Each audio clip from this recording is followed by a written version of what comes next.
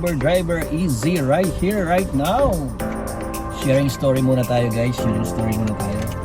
So yung ating i-share na story ngayon is my very first day ng aking pag-Uber. So yung aking pinakaunang araw ng pagbiyahe sa Uber. So ano bang nangyari sa aking unang araw ng pagbiyahe ng Uber? So yun, so siyempre nandun yung kinakabahan ako. Diba? Kinakabahan ako sa aking pagiging pasahero.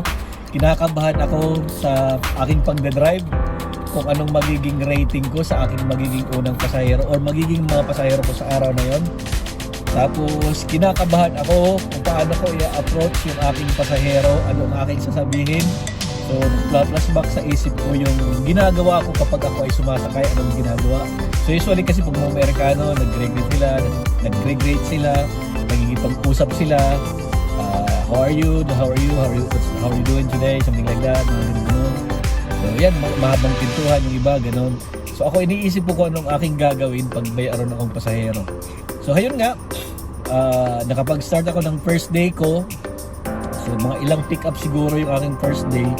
Then nandun yung point na alam mo kasi pag nag-Uber ka, hindi lang sinasabi, madali lang mag-Uber, mag-drive ka lang naman. Hindi po ganun. Meron po tinatawag dyan na acceptance rating, cancellation rating, din yung 4 star, yung rating na ganun. Kung ilang star ang bibigyan nila sa'yo, 1 star, 2 star, 3 star, 5 star. So mayroong ganun. Tapos yung inyong pagdadrive, namomonitor po yan ng Uber, mismo ng Uber app. Yung pag-brake mo, pag-accelerate mo, pagliliko mo, mga ganun. Harsh acceleration, harsh braking, speeding, stopping, mga ganun. Namomonitor kasi lahat yan ni Uber. So ako, hindi ko alam kung ano aking iniisip nung time na yon. Pero ang aking isang nasa isip lang, yun nga, sabi ko kanina, paano ko i-approach yung aking magiging pasahero, ano aking mga sasabihin, ganyan. Then, yung isa, yun nga, iniisip ko yung mga rating na yan, acceptance rating, kasi magdedepende doon kung mabibigyan ka ng pasahero, kung mataas yung rating mo, kung mababa, ganyan. Magdedepende doon kung mabibigyan ka ng mga sunod-sunod na pasahero. So alam niyo ang nangyari dahil iniiwasan ko yung mabawasan or iniiwasan ko mag-deny, mag-cancel, iniiwasan ko mag-deny. Ibig sabihin hindi mo tatanggapin yung papasok. So lahat tinatanggap ko, wala akong dinideny, wala akong pinalalagpas na booking. Lahat tinatanggap ko. Para lang hindi ako mabawasan doon sa tinatawag na acceptance rating at saka cancellation rating. So anong nangyari sa first day ko na yon ng aking pag-Uber? So ang aking nangyari dahil hindi ko rin alam ito pang problema. Hindi ko rin kasi alam yung aking pupuntahan ng mga lugar. Kasi kung ano ipapato sa'yo, yun pupuntahan mo. So anong nangyari sa akin ng aking first day of driving over? So ang nangyari is napunta ako sa malayong lugar, which is mula dito sa aking tinitirahan, 1 hour na biyahe pabalik ang aking binuno.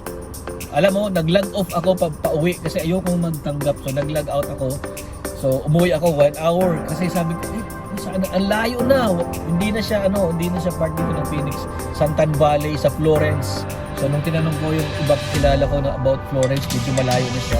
Kung i-research niyo yan from Phoenix, more than an hour na yun. So yun ang nangyari sa akin sa unang araw ko. Sa tanggap ko ng tanggap, sunod-sunod ng pasok. So wala akong kinakancel, wala akong dinidinay, tanggap ko lang tanggap. So papunta papalayo ako ng papalayo sa aking lugar. So hanggang sa umabot yun ng tanghali. So pagdating ng tanghali, nandun na ako, sabi ko, ano kayong gagawin ko? So ang ginawa ko, log out ako, uwi ako sa Phoenix. Which is more than 1 hour. Wala akong pasahero, di ba? So ang nangyari, sa pangyayaring ito, pangyayaring yun, lugi ako dahil pabalik ko 1 hour, wala ako lang buong pasahero. So yun po ang aking unang karanasan, unang araw, my very first day experience as Uber driver. So napunta ko sa malayong lugar. So kung meron kayong kakilala o kaibigan o kayo man ay nag-Uber driver, maaari nyo rin i-share. You can share your driving experience, your very first day of driving Uber. So ayan, maraming salamat po. Thank you very much for watching. More stories to share. This is Uber Driver AZ. Bye!